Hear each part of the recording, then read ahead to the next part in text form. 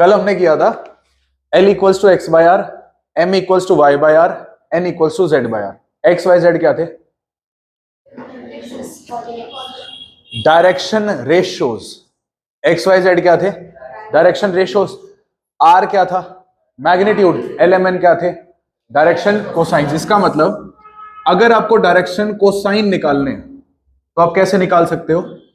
Direction ratios divided by A vector का magnitude, जो भी वेक्टर होगा मतलब उसका मैग्नीट्यूड। ठीक है, मतलब डायरेक्शन रेशियोज को किससे डिवाइड कर सकते हैं? आर से। आर हमेशा याद रखना मैग्नीट्यूड रहेगा। ठीक है, आगे क्वेश्चन आएगा फाइंड द डायरेक्शन कोसाइंस। तो डायरेक्शन कोसाइन कैसे निकलेंगे? डायरेक्शन रेशियोज को मैग्नीट्यूड से डिवाइड करना पड़ेगा। आर का फॉर्मूला क्या है? Under root x square plus y square plus z square. ठीक है, आज हम पढ़ेंगे कंपोनेंट्स ऑफ अ वेक्टर। देखो जितना भी मैं तुम्हें समझाऊंगा ना, वो मैंने पहले भी बोला, सारा समझाऊंगा पोजीशन वेक्टर के लिए, क्योंकि उसके लिए समझना तुम्हारे लिए भी आसान है, मेरे लिए समझाना भी आसान है। लेकिन हम ना, देखो पोजीशन वेक्टर में एक बात फिक्स्ड है। क्या बात फिक्स्ड है? कि वो स्टार्ट कहां से होता है? ओरिजिन से। हर वेक्टर ऐसा नहीं होता। अब ये क्या होगा? Position vector. लेकिन स्पेस में ना ये भी एक वेक्टर है। ठीक है ना, ये भी कोई वेक्टर है, ये भी वेक्टर है। जरूरी नहीं है हम सिर्फ पोजीशन वेक्टर पे ही रिस्ट्रिक्टेड रहेंगे, आगे मैं बताऊंगा। ये देखो ये कोई वेक्टर है, तो क्या ये ओरिजिन से स्टार्ट हो रहा है? नहीं, ये किसी ए पॉइंट से किसी बी पॉइंट पे जा रहा है। ये वेक्टर कैसे पता लगेगा? ये भी पढ़ाऊंगा। और इनके भी डायरेक्शन रेशियोज होंगे। बात को समझो ध्यान से, इनके भी क्या होंगे? Direction ratios. इनके भी क्या होंगे? Direction cosine. इनके भी क्या होंगे? कंपोनेंट्स। सब कुछ होगा, लेकिन इनके लिए समझाना तुम्हें समझाना थोड़ा टफ है। इसीलिए सब कुछ मैं समझा किसके रिस्पेक्ट में रहा हूं? पोजीशन वेक्टर के रिस्पेक्ट में। धीरे धीरे उस चीज को मैं किसकी तरफ शिफ्ट करता चला जाऊंगा? आर्बिट्रेरी वेक्टर्स की तरफ। कि कोई भी वेक्टर हो, उसका डायरेक्शन रेशियो ऐसे निकलता है, डायरेक्शन कोसाइन ऐसे निकलता है, एलएमएन ऐसे निकलते हैं। सब चीजें हर वेक्टर के लिए सीखोगे तुम। लेकिन अभी कहां तक रिस्ट्रिक्टेड रहना है? सिर्फ पोजीशन वेक्टर तक। तो कंपोनेंट्स जो मैं पढ़ाऊंगा ना, भी कंपोनेंट्स ऑफ वेक्टर, वो भी किसके लिए पढ़ाऊंगा? पोजीशन वेक्टर के लिए। लेकिन उसको बाद में धीरे धीरे किस पे अप्लाई कर देंगे हम? हर वेक्टर पे। अब क्या होता है कंपोनेंट का मतलब? देखो अभी तक हमने क्या पढ़ा? पोजीशन वेक्टर किसका होता है? किसी पॉइंट का, उसकी पोजीशन बताता है वो। पोजीशन वेक्टर किसी पॉइंट का होता है। अब मान लो मैंने यहां पे एक पॉइंट ले लिया, बात को समझना ध्यान से। इस पॉइंट पे पहुंचने के लिए तुम्हें तीन तरीके के मोशन करने पड़ेंगे, एक तुम्हारी तरफ, एक राइट और एक ऊपर की तरफ। जितना मेरे को ओरिजिन से तुम्हारी तरफ मूव करना पड़ेगा ना, वो इस वेक्टर का क्या होगा? X coordinate. उसको एक कंपोनेंट कहते हैं, उसको एक कंपोनेंट कहते हैं। आ गई बात समझ में? इस पॉइंट के कोऑर्डिनेट क्या होंगे? एक्स वाई और जेड। एक्स कोऑर्डिनेट का मतलब क्या? ओरिजिन से इस पॉइंट की सीध में आने के लिए कितना आगे मूव करना पड़ रहा है। जितना आगे मूव करना पड़ेगा वो इसका एक कंपोनेंट होगा। ऐसे ही ओरिजिन से इस पॉइंट पे पहुंचने के लिए कुछ राइट मूव करना पड़ेगा, यस और नो, वो इसका सेकंड कंपोनेंट होगा। ऐसे ही ओरिजिन से इस पॉइंट पे पहुंचने के लिए ओरिजिन से ऊपर भी जाना पड़ेगा, वो इसका थर्ड कंपोनेंट होगा। आ गई बात समझ में? ये जो पॉइंट है, अगर मैं इसका पोजीशन वेक्टर निकालूं, क्या निकालूं? तो उसका एक एंड क्या होगा? 0 0 0। दूसरा एंड क्या होगा? एक्स वाई और जेड होगा। ठीक है, तो इस वेक्टर को कंपोनेंट फॉर्म में हम तीन नंबर्स को यूज करके लिखेंगे। किन किन नंबर्स को? एक्स वाई और जेड। देखो एक बात समझो, मैंने अभी तक तुम लोगों को सिर्फ वेक्टर के बारे में यह बताया। वेक्टर को कैसे लिखते हैं? ए बी वेक्टर, इतना ही लिखते हैं ना। ए बी वेक्टर बताया है, और वो ए और बी मैं कहां बनाऊंगा? प्लेन में, यस और नो। लेकिन वेक्टर पढ़ेंगे किसमें? स्पेस में। तो स्पेस में कैसे उसको डिफाइन करेंगे? उसके लिए हमें ना हर वेक्टर के तीन कंपोनेंट्स पढ़ने होते हैं। हर वेक्टर के कितने कंपोनेंट होते हैं? तीन। एक कंपोनेंट एक्स की डायरेक्शन वाला होगा, एक कंपोनेंट वाई की डायरेक्शन वाला, और एक कंपोनेंट जेड की डायरेक्शन वाला। कंपोनेंट्स का और कुछ मतलब नहीं होता। कंपोनेंट का यह मतलब होता है, पोजीशन वेक्टर के लिए बता रहा हूं अभी। पोजीशन वेक्टर में इनिशियल पॉइंट, स्टार्टिंग कहां से होती है? ओरिजिन से। एंडिंग कहां होती है? उस पॉइंट पे। तो उस पॉइंट तक पहुंचने के लिए जितना तुम एक्स की डायरेक्शन में चलोगे वो एक्स कंपोनेंट, वाई की डायरेक्शन में जो चलोगे वाई कंपोनेंट, और जेड की डायरेक्शन में जो चलोगे वो जेड कंपोनेंट। तो यहां ये नहीं कह सकते कि भैया एक्स वाई और जेड ये तो क्या है? डायरेक्शन रेशियो जैसा ही है। डायरेक्शन रेशियो भी क्या होते हैं? देखो एक्स वाई जेड क्या थे? पॉइंट के कोऑर्डिनेट्स। वेक्टर के क्या थे? वो डायरेक्शन रेशियोज थे। और एक्स वाई जेड मैंने क्या बोल दिया? वेक्टर के क्या है? कंपोनेंट भी है। अरे ये बात समझ में नहीं आ रही, क्लियर है नहीं है? अब जैसे देखो, एक y z x, ये कोई वेक्टर है जो किस पॉइंट तक लेके आ रहा है हमें, मान लेते हैं ये पॉइंट है 2, 5 और 3, ठीक है? ये एक वेक्टर है, किस पॉइंट का पोजीशन वेक्टर है, 2, 5 और 3 का। यार अब ये तो बात समझ में आ गई कि ये वेक्टर इस पॉइंट का पोजीशन वेक्टर है, लेकिन अब अगर मुझे इस वेक्टर की बात बिना इस पॉइंट के करनी है, वेक्टर की बात बिना इस पॉइंट के करनी है, तो इस वेक्टर को पता है मैं क्या लिखूंगा? बात को समझो ध्यान से। 2, 3, 5 का मतलब क्या है? ये वेक्टर ओरिजिन से किसको ज्वाइन कर रहा है? एक्स की डायरेक्शन में 2 को, वाई की डायरेक्शन में 5 को, और जेड की डायरेक्शन में 3 को। इस वेक्टर को मैं कैसे लिखूंगा? बात ध्यान से समझना। मान लो ये मैंने कहा ए वेक्टर है, तो मैं इसे लिखूंगा ए वेक्टर को 2 आई कैप प्लस 5 जे कैप प्लस 3 के कैप। जैसे ही मैंने ये लिखा, बात को समझना ध्यान से, मैं पहले क्या कर रहा था? अगर मुझे तुम्हें बताना है, देखो बात को समझो, मुझे तुम्हें रियलाइज कराना है कि ये वेक्टर कहां है, तो मुझे उसका एंड पॉइंट मेंशन करना पड़ेगा 2, 5, 3। अरे ये बात समझ में, मतलब इस वेक्टर को बताने के लिए एंड पॉइंट की हेल्प लेनी पड़ेगी। यहां पे ना, अगर तुम इस पूरे को भूल के सिर्फ इतने पे ध्यान दो, मैंने वेक्टर ऐसे लिख दिया, तो इसका मतलब पता है क्या है? ये अगर किसी का पोजीशन वेक्टर है ना, तो उस पॉइंट तक पहुंचने के लिए देखो आई कैप कौन सी डायरेक्शन होती है? एक्स वाली डायरेक्शन। ये बताऊंगा अभी, आई कैप, जे कैप, के कैप है क्या बताऊंगा। आई कैप किसकी डायरेक्शन होती है? एक्स वाली डायरेक्शन, जे कैप वाई वाली, और के कैप। अच्छा, कैप का मतलब क्या होता है? कैप का मतलब क्या होता है? आ गई बात समझ में? अब जैसे मेरी बात सुनो, अगर तुम, बात को ध्यान से समझना, अगर तुम ओरिजिन से सिर्फ आगे की तरफ 5 यूनिट मूव करो, कितना मूव करो? आगे की तरफ कितना मूव करो? 5 यूनिट। कौन सी एक्सिस पे मूव कर रहे हो आप? एक्स एक्सिस पे। तो वाई और जेड कोऑर्डिनेट्स क्या होंगे? 0। पॉइंट के कोऑर्डिनेट्स क्या हो गए? 5, 0, 0। आई बात समझ में? क्या ये यूनिट वेक्टर है? क्या ये यूनिट वेक्टर है? बात को सुनेंगे ध्यान से। देखो मैंने क्या कहा, तुम ओरिजिन से किस पॉइंट पे पहुंच रहे हो? 5, 0, 0 पे। कहां से? कहां से? ओरिजिन से। तो डायरेक्शन, चलो सीधा मैग्नीट्यूड की बात करते हैं। मैग्नीट्यूड क्या होगा इस वेक्टर का? Under the root 5 square plus 0 square plus, क्या आ गया भाई? 5 आ गया मैग्नीट्यूड। क्या ये यूनिट वेक्टर है? नहीं। लेकिन अगर एक्स की डायरेक्शन में सिर्फ एक कदम चलो, सिर्फ एक कदम, किस पॉइंट पे पहुंचोगे? 1, 0, 0 एक्स की डायरेक्शन में। इसका मैग्नीट्यूड बताओ। 1 आ गया। इसका मतलब अगर मैं ओरिजिन से 1, 0, 0 पे पहुंचूं, 1, 0, 0 कौन सी एक्सिस पे? एक्स एक्सिस पे। ओरिजिन से सिर्फ एक कदम आगे टप्पा मारना है, मैं कहां पहुंच जाऊंगा? 1, 0, 0 पे। अब ये क्या हो गया? ओरिजिन क्या हो गया? Initial point. 1, 0, 0 क्या हो गया? Terminal point. पोजीशन वेक्टर बन गया? बनाया नहीं बना? ये देखो, यहां ओरिजिन है, आगे 1 लिखा हुआ है ना एक्स एक्सिस पे, तुम 1 पे पहुंचो, ओरिजिन से 1, 0, 0 को ज्वाइन करने वाला एक वेक्टर होगा, वो आई कैप वेक्टर है। बात को समझेंगे ध्यान से, वो कैसा वेक्टर है? कैसा वेक्टर है? कैसा वेक्टर है? I cap. आई बात समझ में? कैसा वेक्टर है? आई कैप वेक्टर बोलते हैं उसको। एक्स एक्सिस के ऊपर यूनिट वेक्टर को आई कैप बोलते हैं। यूनिट वेक्टर मतलब उसका 0 से तुमने सिर्फ 1 पे जाना है। तो जे कैप का मतलब क्या है? कैप का मतलब यूनिट वेक्टर होता है। जे कैप का क्या मतलब होता है? जे कैप का मतलब वाई की डायरेक्शन में यूनिट वेक्टर। अब यहाँ पे ओरिजिन है, वाई पे 1 लिखा होगा कहीं पे, है ना? तो तुम ओरिजिन से 1 पे आ जाओ। 1 किस पॉइंट पे पहुंचोगे? बताओ, कोऑर्डिनेट्स क्या होंगे? 0, 1 और 0। ओरिजिन से इस 0, 1, 0 को ज्वाइन करने वाला वेक्टर है, छोटू सा वेक्टर होगा यहाँ पे, वो क्या है? जे कैप। ओरिजिन से 0, 0, 1 को ज्वाइन करने वाला जेड एक्सिस के ऊपर 1 लेंथ का, 1 मैग्नीट्यूड का वेक्टर, वो क्या होगा? कोई डाउट? कंपोनेंट्स का ये मतलब है, जैसे ये वेक्टर है, ठीक है, इसका मैंने क्या बोला? X component. थोड़ा पीछे, इस वेक्टर को मैंने 3 कंपोनेंट की फॉर्म में लिखा, 2 आई कैप, 5 जे कैप और 3 के कैप। ये 2 आई कैप का मतलब क्या है? एक्स की, आई कैप का मतलब एक्स एक्सिस की डायरेक्शन में एक कदम चलना, तो एक वेक्टर मिलेगा। उसको किससे मल्टीप्लाई किया? 2 से। आई कैप वेक्टर, आई कैप क्या है? उसको किससे मल्टीप्लाई किया? ध्यान से सुनो, आई कैप क्या है? उसको किससे मल्टीप्लाई किया? स्केलर और वेक्टर की मल्टीप्लीकेशन नहीं है। जब भी हम स्केलर और वेक्टर को मल्टीप्लाई करते हैं, क्या मिलता है? एक वेक्टर मिलता है। पॉजिटिव 2 से मल्टीप्लाई किया नेगेटिव से, डायरेक्शन क्या होगी? सेम होगी। लेकिन मैग्नीट्यूड क्या हो जाएगा 1 की जगह 2। मैंने क्या बोला, इस पॉइंट का कोऑर्डिनेट क्या है 2, 5 और 3। तो अंडरस्टूड है उस पॉइंट तक पहुंचने के लिए, किस पॉइंट तक, 2, 5, 3 तक पहुंचने के लिए तुम्हें एक्स की डायरेक्शन में कितने कदम चलना पड़ेगा, 2 कदम। तो ये 2i कैप का मतलब क्या है, इस पॉइंट तक पहुंचने के लिए एक्स की डायरेक्शन में 2 कदम। आई बात समझ में।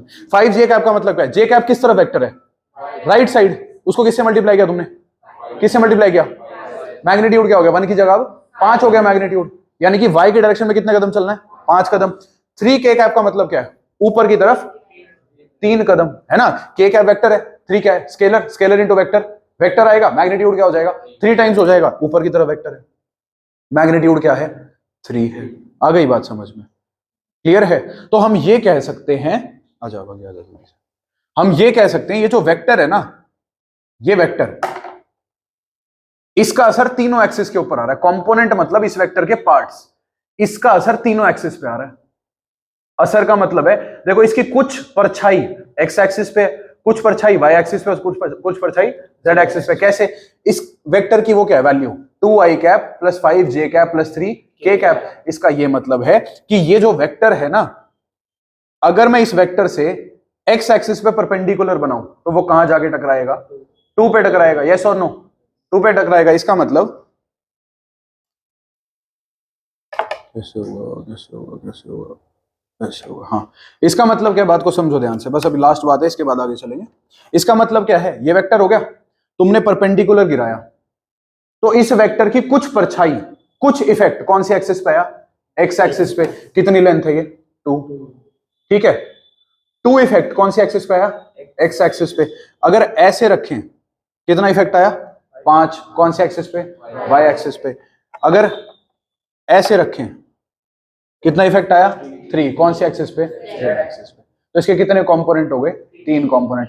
मैं किसके कंपोनेंट पढ़ा रहा हूं, पोजीशन वेक्टर के। पोजीशन वेक्टर ओरिजिन किसी पॉइंट से ज्वाइन कर रहा होगा, तो उस पॉइंट का कोऑर्डिनेट अगर 2, 5, 3 है तो मैं इसको ऐसे लिखूंगा 2i cap plus 5j cap plus 3k cap. i cap का मतलब x की डायरेक्शन में 2 कदम, j कैप का मतलब y की डायरेक्शन में 5 कदम और k कैप का मतलब z की डायरेक्शन में 3 कदम, ठीक है। अब इसमें ये जो है ना, ये 2, 5 और 3, इन नंबर्स को क्या बोलते हैं, scalar components of a vector. क्या बोलते हैं, scalar components of a vector. मतलब स्केलर कंपोनेंट्स कह लो या फिर direction ratios of a vector, similar है, एक ही बात होती है, सेम ही है, ठीक है ना। आ गई बात समझ में। तो अब बात को ध्यान से सुनो, ये 2, 5 और 3 क्या है, इस वेक्टर के डायरेक्शन रेशियोज। क्या है, डायरेक्शन रेशियोज। अगर मैं उन डायरेक्शन रेशियोज को, पहले डायरेक्शन रेशियोज को आई के, दूसरे को जे कैप और तीसरे को के कैप के साथ लगा दूं, ये बन जाती है वेक्टर की कंपोनेंट फॉर्म। क्या बन जाती है वेक्टर की, क्वेश्चन ऐसे आएंगे, आज मेन काम स्टार्ट होगा, क्वेश्चन कंपोनेंट फॉर्म में पढ़ने हमने सारे। वेक्टर को प्लस करो, किसी स्केलर से मल्टीप्लाई करो, वेक्टर को सब्ट्रैक्ट करो, दो वेक्टर को मल्टीप्लाई करो, सब कुछ किस में पढ़ना है हमने, कंपोनेंट फॉर्म में। कंपोनेंट फॉर्म आ गई समझ में, ठीक है। कंपोनेंट फॉर्म में जो नंबर लिखे होते हैं ये क्या होते हैं, डायरेक्शन रेशियोज। इनको क्या बोल सकते हैं हम, स्केलर कंपोनेंट्स। दूसरा नाम क्या होता है इसका, रेक्टेंगुलर कंपोनेंट्स भी बोल देते हैं इनको। क्या बोल देते हैं, रेक्टेंगुलर कंपोनेंट्स। कोई डाउट। अच्छा, अगर मैं देखो सिर्फ 2 की जगह पे 2i कैप ले लूं और 5j कैप और 3k कैप, मतलब 2, 5, 3 ना लूं, 2i cap, 5j cap, 3k cap ले लूं, ये भी कंपोनेंट्स हैं।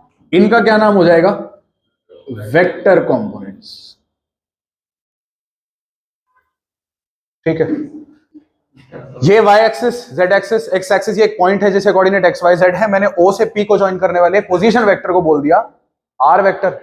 अब r वेक्टर का आपको मैग्नीट्यूड निकालना होगा, उसको मैं r भी लिख सकता हूं, वो किसके इक्वल होगा बताना, under root x square plus y square plus z square. और मैं इस r वेक्टर को कैसे लिख सकता हूं, x i cap, y j cap, z k cap. इसका मतलब जब हम कंपोनेंट फॉर्म में लिखेंगे, किस में लिखेंगे, तो जो x, y और z है वो क्या होते हैं, स्केलर कंपोनेंट। दूसरा नाम डायरेक्शन रेशियोज। रेक्टेंगुलर कंपोनेंट बहुत रेयरली यूज करूंगा मैं, दो नाम यूज करूंगा, स्केलर कंपोनेंट या डायरेक्शन रेशियोज। तो मैग्नीट्यूड कैसे आता है, जो i j k के साथ नंबर्स होंगे उनका स्क्वायर करके ऐड करके स्क्वायर रूट में डाल दो। ये बहुत इंपॉर्टेंट बात है, मैग्नीट्यूड मिल जाता है आपको। चलें अब आगे, कोई डाउट? तो मुझे ये बताओ, अगर मैं तुम्हें कहूं इस वेक्टर का डायरेक्शन कोसाइन निकालो, कैसे निकालोगे डायरेक्शन कोसाइन? बहुत बढ़िया, डायरेक्शन कोसाइन का फॉर्मूला क्या होता है? Direction ratio divided by magnitude, मतलब x अपॉन दिस। दूसरा direction cosine y upon this, तीसरा direction cosine z upon this. ठीक है, इसके बाद है, कल मैंने आपको क्या सिखाया था? Addition of vectors. अगर दो वेक्टर हैं, ध्यान से देखना, अगर दो वेक्टर हैं, मान लो एक a वेक्टर है x1 i cap, y1 j cap, z1 k cap, एक b वेक्टर है x2 i cap, y2 j cap, z2 k cap. मैंने आपको कल बोला था बेटे, मैं जो आपको एडिशन सिखा रहा हूं ना, वो कंपोनेंट फॉर्म में नहीं सिखा रहा, ज्योमेट्रिकल फॉर्म में सिखा रहा हूं। ज्योमेट्रिकल मतलब मैंने आपको क्या कहा था? पैरेललोग्राम लॉ, ट्रायंगल लॉ, ये आपको ग्राफ के ऊपर बताते हैं कि कंपोनेंट्स, उसको वेक्टर्स को कैसे ऐड किया जाता है, कि जब दो वेक्टर को ऐड करना है ऐसे ऐसे प्लेस करो। लेकिन क्वेश्चन वैसे नहीं आएगा, क्वेश्चन कुछ और तरीके से आएगा। मैंने कल बात बोली थी, क्वेश्चन ऐसे आएगा, दो वेक्टर अपनी कंपोनेंट फॉर्म में लिखे होंगे, पूछेगा बताओ ए वेक्टर प्लस बी वेक्टर क्या होगा। दो वेक्टर्स को ऐड करके क्या आएगा?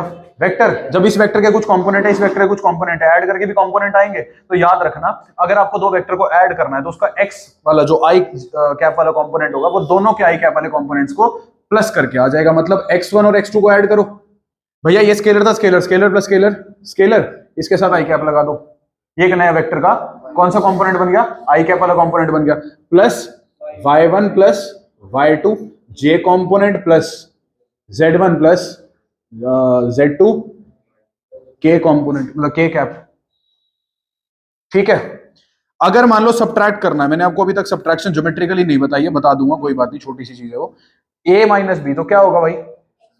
सेम कंपोनेंट्स माइनस हो जाएंगे। ठीक है, अगला पॉइंट, अगर मान लो तुमने ना किसी लैम्डा से ए वेक्टर को मल्टीप्लाई करना है, अब सब कुछ कंपोनेंट फॉर्म में, यही क्वेश्चन बनेंगे। आपने किसी ए वेक्टर से लैम्डा को मल्टीप्लाई करना है तो क्या होगा? सॉरी, लैम्डा से ए वेक्टर को मल्टीप्लाई करना है तो क्या होगा? हर कंपोनेंट मल्टीप्लाई हो जाएगा। मतलब क्या बनेगा? Lambda x1 i cap, lambda y1 j cap, lambda k cap. A vector और बी वेक्टर इक्वल सिर्फ तब होंगे, आई डबल एफ क्या होता है? If and only if. Very good, I double F का मतलब होता है इफ एंड ओनली इफ। इसका मतलब क्या? देखो, ए और बी वेक्टर इक्वल तब होंगे जब दोनों के रिस्पेक्टिव x1 और x2 कंपोनेंट, y1 और y2 कंपोनेंट और z1 और z2 कंपोनेंट आपस में इक्वल होंगे।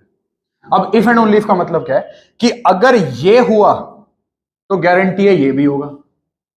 मतलब अगर दो वेक्टर इक्वल हैं तो उनके रिस्पेक्टिव कंपोनेंट्स आपस में इक्वल होंगे, और अगर ये हुआ तो ये होगा, कि अगर उनके रिस्पेक्टिव कंपोनेंट्स आपस में इक्वल है तो दोनों वेक्टर को मैं सीधा सीधा इक्वल कह सकता हूं। नेक्स्ट है properties of scalar multiplication. First property है, बात ध्यान से सुनना, कि अगर दो स्केलर हैं k और l, दो स्केलर हैं, दोनों को ऐड किया, स्केलर मतलब दो नंबर है, जैसे 5 और 7। अब देखो 5 प्लस 7, इसको किसी वेक्टर से मल्टीप्लाई करना है, तो पहला ऑप्शन क्या है? कि 5 प्लस 7 12 को मल्टीप्लाई कर दो। दूसरा ऑप्शन क्या है? तुम ना पहले 5 को इस वेक्टर से मल्टीप्लाई करो, 7 कहां से आ गया? ऐसे ही 7 को इस वेक्टर से मल्टीप्लाई करो और दोनों को ऐड कर दो, आंसर सेम आएगा। Distributive property. यहां स्केलर कितने थे, वेक्टर कितने थे? अगर मैं पलट दूं, अब क्या होगा? के ए कैप प्लस के ए वेक्टर प्लस के बी वेक्टर। अगली प्रॉपर्टी, अगर मान लो के एल ए वेक्टर है, ये क्या है? ए वेक्टर था, पहले उसको किसी स्केलर से मल्टीप्लाई किया हुआ था, फिर एक और स्केलर से मल्टीप्लाई कर दिया, क्या मिलेगा? क्या मिलेगा? एक वेक्टर मिलेगा। अगर मैं यार देखो पहले ए को वेक्टर स्केलर से मल्टीप्लाई करता, फिर एक और से करता, इससे बेटर है अगर मैं दोनों स्केलर्स को मल्टीप्लाई करके एक ही बारी वेक्टर से मल्टीप्लाई कर दूं, तब भी आंसर सेम आएगा। कोई डाउट? अगर तुमने जीरो वेक्टर को किसी भी स्केलर से मल्टीप्लाई किया क्या मिलेगा? Zero vector. ये ए वेक्टर है, एक्स आई कैप, वाई जे कैप, जेड के कैप। तुमने इसको किसी स्केलर लैम्डा से मल्टीप्लाई कर दिया तो नया वेक्टर क्या निकल के आएगा? लैम्डा एक्स, हाँ हाँ, ठीक है, कोई डाउट? एक बार ना जो नया वेक्टर आया है, जो नया वेक्टर है और जो पुराना वेक्टर है, उनके ना कंपोनेंट्स को डिवाइड करके देखते हैं। मतलब लैम्डा एक्स को एक्स से क्या आया? लैम्डा। लैम्डा वाई को क्या आया? लैम्डा जेड को जेड से क्या आया? इसका मतलब लैम्डा एक्स अपॉन एक्स और लैम्डा वाई अपॉन और लैम्डा जेड अपॉन जेड, इन सब का आंसर, मतलब इन सब का रेशियो क्या है? सेम। ध्यान दो, ये ऊपर वाले 3 नंबर क्या है? स्केलर से मल्टीप्लाई करने के बाद जो वेक्टर मिला उसके डायरेक्शन रेशियोज। नीचे वाले नंबर क्या है? स्केलर से मल्टीप्लाई करने से पहले जो वेक्टर था उसके डायरेक्शन रेशियोज। इसका मतलब आप किसी भी वेक्टर को अगर किसी स्केलर से मल्टीप्लाई करो तो डायरेक्शन रेशियोज चेंज होंगे। नए डायरेक्शन रेशियोज, पुराने डायरेक्शन रेशियोज, डिवाइड करोगे सेम आंसर आएगा। मतलब ये। अच्छा एक और बात, अगर मैंने ए वेक्टर को किसी लैम्डा से मल्टीप्लाई किया तो ये दोनों ग्राफिकली कैसे वेक्टर होंगे? कोलिनियर। यस और नो? इसका मतलब मैं ये कह सकता हूं, if two vectors a and b are collinear. Collinear का मतलब भाई, कोलिनियर का इतना सा मतलब ये है पैरेलल। पैरेलल का मतलब ये है कि इन दोनों वेक्टर्स में से किसी एक वेक्टर को किसी से मल्टीप्लाई करेंगे तो दूसरा आया होगा। गलत कहा? गलत कहा मैंने? नहीं समझ में आई मेरी बात? नहीं समझ में आई? वेक्टर कोलिनियर कब मिलते हैं? देखो, किसी एक वेक्टर को तुमने स्केलर से मल्टीप्लाई किया तो दोनों आपस में क्या होंगे? कोलिनियर। इसका मतलब अगर दो वेक्टर कोलिनियर है ना, तो इसका मतलब यही है कि आपने किसी एक वेक्टर को किसी से मल्टीप्लाई किया होगा तो दूसरा वेक्टर आया। अब ए और बी कैसे हैं? ए और बी कैसे हैं? इसका मतलब कुछ ऐसा हो सकता है ना कि बी वेक्टर कैसे आया हो ए वेक्टर को किसी लैम्डा से मल्टीप्लाई करने पे, तभी तो वो कोलिनियर है ए और बी। आई बात समझ में? तो अगर दो वेक्टर कोलिनियर हैं then their direction ratios are proportional to each other. सही बात है नहीं है? ये बहुत जरूरी बात है। क्या? कि अगर ए वेक्टर है, ए वेक्टर है x1 आई कैप, y1 जे कैप, z1 के कैप। बी वेक्टर है x2 I cap, y2 J cap, z2 k cap. If a and b are collinear, अगर ये कोलिनियर हुए तो क्या होगा? x2 bye x1, y2 bye y1 और z2 बाय z1 क्या होंगे? आपस में इक्वल होंगे। ये कोलिनियरिटी चेक करने का तरीका है कंपोनेंट फॉर्म में। किसमें? किसमें? मैं तुम्हें दो वेक्टर दे दूं, पूछूं बताओ कोलिनियर है? कुछ मत करना, जो ये नंबर है ना डिवाइड करके चेक करना इक्वल आ रहे नहीं आ रहे। इक्वल आ रहे हैं तो कोलिनियर होंगे, नहीं तो नहीं होंगे। बुक का एग्जांपल नंबर 4 ओपन करो फटाफट। क्या दिया हुआ है? Find the values of x y and z so that the vectors a and b are equal. चलिए सिद्धार्थ, अगर ए और बी वेक्टर इक्वल है एक्स क्या होगा जल्दी बता।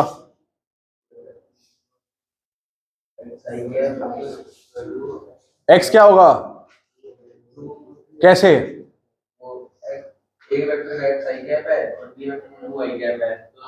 ठीक है, अगर दो वेक्टर इक्वल होते हैं तो उनके रिस्पेक्टिव कंपोनेंट्स सेम होते हैं, तो एक्स की वैल्यू किसके इक्वल आएगी? 2 के। प्रशांत वाई बता। 2 होगा। और जेड बता मीत।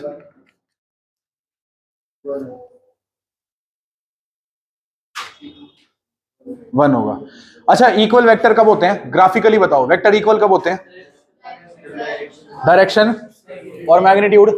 अब ये देखो, ये एक वेक्टर है, ये एक वेक्टर है, दोनों आपस में क्या है? इक्वल है, ये एक वेक्टर है, ये दूसरा वेक्टर है, इक्वल है, मैग्नीट्यूड क्या है लेकिन? इसका मतलब मुझे ऐसे दो वेक्टर मिल सकते हैं, लेंथ इक्वल हो लेकिन आपस में वेक्टर इक्वल ना हो। वेक्टर टेढ़े मेढ़े पड़े हैं लेकिन लेंथ इक्वल है। एग्जांपल नंबर 5 पढ़ो। ए और बी दो वेक्टर है, is magnitude of a equals to magnitude of b. A vector क्या है?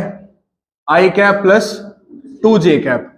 इसमें के कंपोनेंट नहीं है, तो इसका मतलब के कंपोनेंट होगा क्या? 0। ये कौन से प्लेन में होगा? Position vector. अगर ये पोजीशन वेक्टर है तो कौन से प्लेन में होगा वो पॉइंट? एक्स वाई प्लेन में। ये हो गया एक वेक्टर। इसका मैग्नीट्यूड कैसे निकलेगा? Square root of i cap के साथ कुछ नहीं है मतलब 1 है, 1 स्क्वायर प्लस 2 स्क्वायर प्लस क्या आ गया? √5। ऐसे ही बी वेक्टर का, बी वेक्टर क्या है बताना? 2i cap plus j cap. Magnitude क्या ये वेक्टर आपस में इक्वल हैं? वेक्टर अगर आपस में इक्वल होते तो यहां अगर i के साथ 1 है तो यहां भी i के साथ क्या होता? Vector equal. वेक्टर का magnitude. So we can easily obtain two vectors having the same magnitude but the vectors are not equal. इसके बाद आ जाओ example number 6। Find the unit vector in the direction of. अब मेरी बात को ध्यान से सुनना जो बता रहा हूं। Unit vector in the direction of, ये क्या पूछ लियो? देखो एग्जाम्पल नंबर 6, यहां से बढ़िया चीजें शुरू हो रही हैं। ए वेक्टर बताना जल्दी, क्या दे रखा है?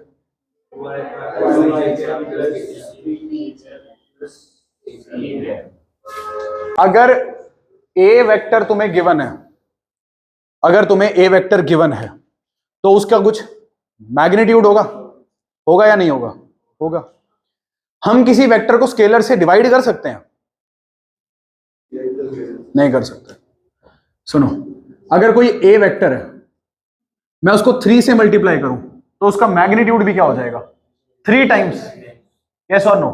अगर उसी वेक्टर को मैं 1/3 से मल्टीप्लाई करूं तो उसका मैग्नीट्यूड किस से मल्टीप्लाई हो जाएगा? 1/3 से। मान लो उसका मैग्नीट्यूड 9 था पहले, क्या था? मैग्नीट्यूड क्या था? अब मैग्नीट्यूड किस पे आ जाएगा? 3 पे आ जाएगा, 1/3 से मल्टीप्लाई होके। आ रही है बात समझ में? तो मैग्नीट्यूड घटाना हो अगर, तो हम क्या करते हैं? अगर घटाना हो, मान लो तुम्हें क्या करना है, मैग्नीट्यूड पहले 20 था, तुम्हें क्या बनाना है? 2 बनाना है। कैसे आएगा? 10 से डिवाइड करके। वेक्टर में डिवीजन नहीं होती स्केलर से, क्या कर दो? 1/10 से मल्टीप्लाई कर दो। अगर ए वेक्टर है, ए क्या है? कोई वेक्टर। मुझे क्या करना है?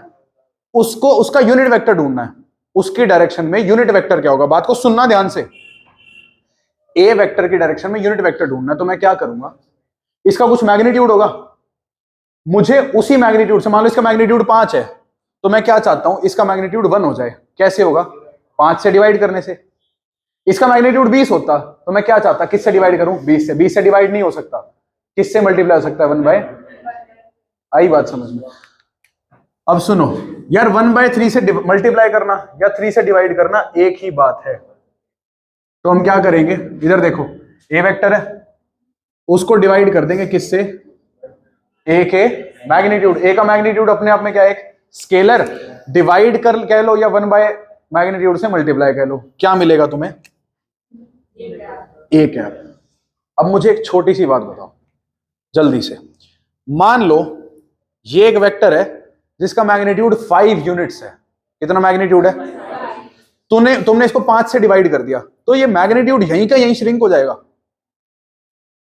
स्पेस में। इसका मैग्नीट्यूड 5 है, तुमने यूनिट वेक्टर निकालने के लिए इसको 5 से डिवाइड कर दिया, मैग्नीट्यूड से डिवाइड कर दिया, ये वेक्टर यहीं का यहीं श्रिंक हो जाएगा। ये वेक्टर यहीं का यहीं श्रिंक हो जाएगा क्या? नहीं, दूसरा बनेगा। और यहीं बनेगा क्या? इधर उधर बनेगा कहीं हवा में। क्यों? मैंने किससे डिवाइड किया? किससे डिवाइड किया? मैग्नीट्यूड, यानी कि 1 मैग्नीट्यूड से मल्टीप्लाई किया। जब भी किसी वेक्टर को स्केलर से मल्टीप्लाई करते हैं तो क्या निकलता है? एक पैरेलल वेक्टर। जब भी किसी वेक्टर को स्केलर से मल्टीप्लाई करते हैं क्या निकलता है? एक कोलिनियर वेक्टर नहीं निकलता। कोलिनियर मतलब पैरेलल। तो जब तुम इस वेक्टर को, मान लो इसका मैग्नीट्यूड 5 है, 5 से डिवाइड करोगे ना, ये नहीं है यहीं कहीं श्रिंक हो जाएगा। श्रिंक तो होगा लेकिन वो इधर उधर कहीं स्पेस में मिलेगा एक वेक्टर। बट जो वेक्टर मिलेगा ना 1 मैग्नीट्यूड का, वो जो वेक्टर मिलेगा वो इसी की डायरेक्शन में होगा। डायरेक्शन का मतलब क्या है? जब किसी वेक्टर को, बात को समझना ध्यान से, जब किसी वेक्टर को पॉजिटिव से मल्टीप्लाई करते हैं, एरो उसी डायरेक्शन में रहते हैं, चेंज होते हैं। नेगेटिव से करें तो तुमने किससे मल्टीप्लाई किया है? 1 अपॉन मैग्नीट्यूड। मैग्नीट्यूड से डिवाइड करने का मतलब क्या है? किससे मल्टीप्लाई कर रहे हो? 1 अपॉन मैग्नीट्यूड। पॉजिटिव है तो एरो इधर ही रहेगा, बस उसका मैग्नीट्यूड घट के 1 हो जाएगा। तो याद रखना ए कैप कैसे निकलता है? ए वेक्टर अपॉन ए का मैग्नीट्यूड। अब ये कह रहा है ये एक वेक्टर है तो इसका यूनिट वेक्टर निकाल के दिखाओ। तुम्हें कुछ नहीं करना, सबसे पहले इसका मैग्नीट्यूड निकालना है। मैग्नीट्यूड क्या आएगा? Under the root 2 square plus 3 square plus 1 square under root 14। अब हमें क्या निकालना है? यूनिट वेक्टर इसकी डायरेक्शन में। याद रखना किसी भी वेक्टर की डायरेक्शन में यूनिट वेक्टर का मतलब होता है ए कैप। अगर वो वेक्टर ए है तो बी है तो बी कैप। उसका फॉर्मूला याद रखो, क्या होगा? ए वेक्टर डिवाइडेड बाय उसका magnitude. What is a vector? 2i cap 3j cap और k कैप। 1 कर दो यहां पे। इसको किससे डिवाइड किया तुमने? रूट 14। ये जो डिवीजन है ना हर कंपोनेंट की हो जाएगी। मतलब 2 by root 14 i cap, 3 by root 14 j cap, 1 by root 14 k cap. नींद से जाग के जो बताने जा रहा हूं ना उसको सुन लो फटाफट। 2 3 1 क्या थे? 2 3 1 क्या थे? 2 3 1 क्या थे? बोलो यार। Direction ratios. Root 14 root 14 root 14 r की वैल्यू है। एक्स वाई जेड को आर से डिवाइड करने पे एल एम और एन, एल एम और एन। इसका मतलब ये है अगर तुम कोई भी वेक्टर उठा के उसके एल एम एन निकाल लो, क्या निकालो? एल एम और एन, डायरेक्शन को साइन, और उससे एक ताजा ताजा वेक्टर बना दो तो वो वेक्टर उसी वेक्टर के लिए यूनिट वेक्टर निकल जाता है। नहीं आई बात समझ में? अब इसको लिंक करते हैं। कल मैंने पढ़ाया था l square plus m square plus n square क्या होता है? 1 होता है। तो अगर मैं एक वेक्टर बनाऊं l i cap m j cap n k cap, तो ये वेक्टर किससे बना है? डायरेक्शन कोसाइन से। अगर ये वेक्टर है तो इसका मैग्नीट्यूड क्या होगा? Under root l square plus m square plus क्या आ गया? 1 आ गया। नहीं आई बात समझ में? आ गई ना? इसका मतलब a vector made using the direction cosines of any vector is the unit vector in the direction of that vector